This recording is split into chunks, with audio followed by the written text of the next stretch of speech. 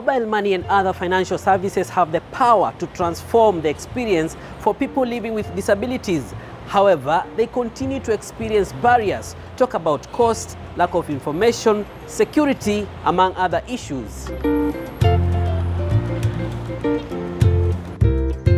Tanzania has about 4.5 million people living with disabilities. That's according to the country's Federation of Disabled People's Organizations, SHIVYAWATA.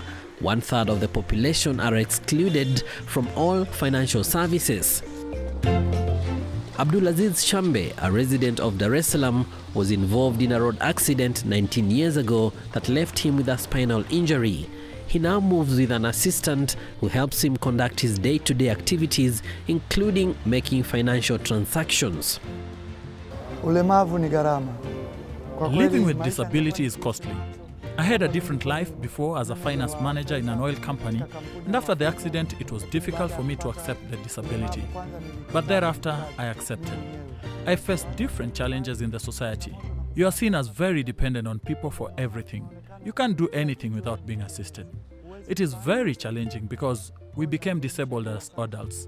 Bank services are not friendly for us. For example, accessing some buildings which have staircases, yet I use a wheelchair. It's hard. And then reaching for the ATM machines which are high, meaning I have to give someone my card to withdraw money. It means the person has to be trustworthy because next time they can take my card without my permission and go withdraw money. Banks need to see us as important clients because about 2% of people with disability in the country take loans each year.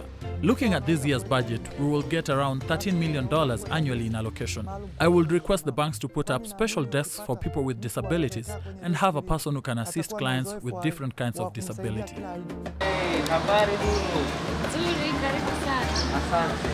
Different kinds of disability pose different challenges in accessing financial services. Nuru Awadh started losing her sight from the age of 13, and she has now been visually impaired for over 20 years. Nikienda kutumia ATM. When I go to use the ATM, it is not friendly for me since I have to have someone to assist me because the machine has not been enabled to work for someone like me who cannot see. It would be better if it had a text reader because then I would listen and follow the instructions. But if that is not possible, then the ATM button should have braille. I can, however, make financial transactions from my mobile phone because it has assistive technology. I can withdraw and deposit cash, it will send me messages and the phone can read them out for me. So I don't need someone to do that. For example, I've told you that when I go to an ATM, I cannot transact on my own. I have to have an assistant. But if I go there with someone 3 or 4 times, they can memorize my PIN number, which is risky for me. What has been your experience in accessing financial services? For example, I've told you that when I go to an ATM, I cannot transact on my own. I have to have an assistant. But if I go there with someone 3 or 4 times, they can memorize my PIN number, which is risky for me. Because if I misplace my ATM card and they take it, they can withdraw money, and it once happened to me.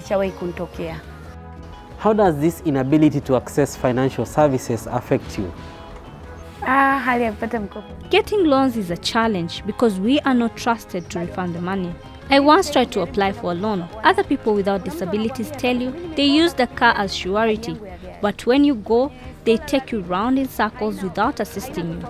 In terms of interest, the rates are the same for us and people without disabilities. As long as you're borrowing, interest rates are the same.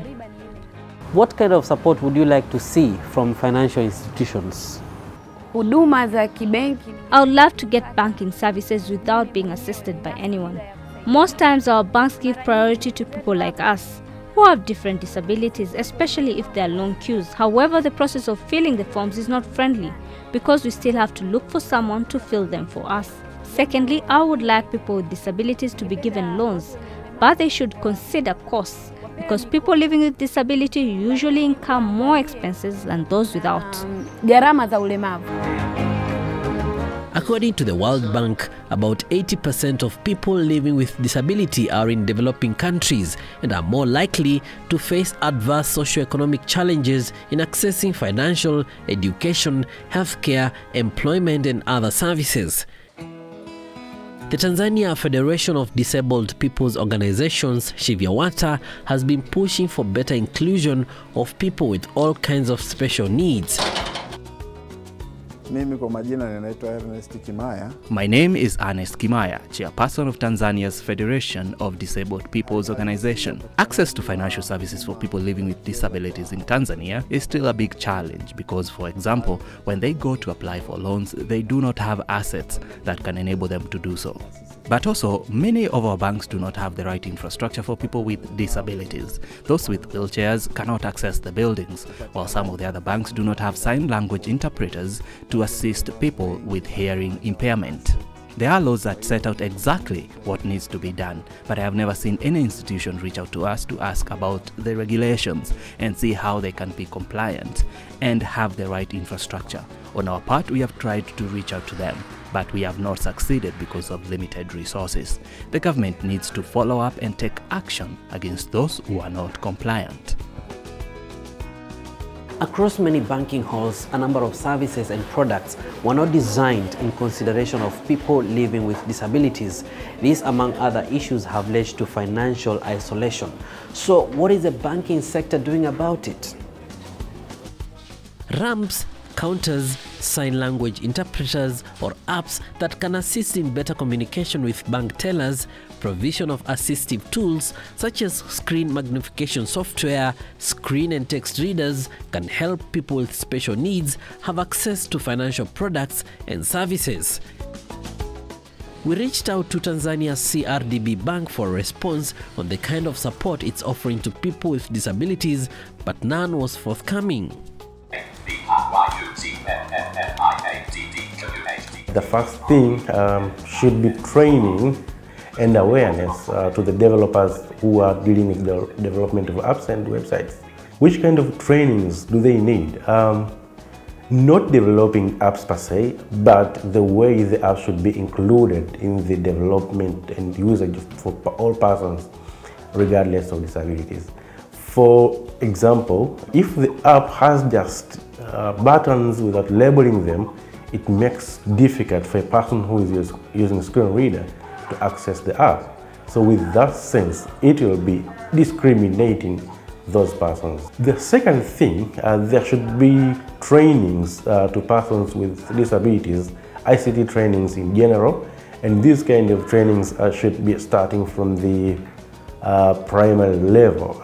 The third thing is the government to have laws which is saying that all products which are developed for public consumption should be made accessible to all persons without disabilities, in order to ensure that these app developers and web developers are adhering to the provisions. So I do believe if these three things are well taken, persons with disabilities will be well included in the world of digital and financing.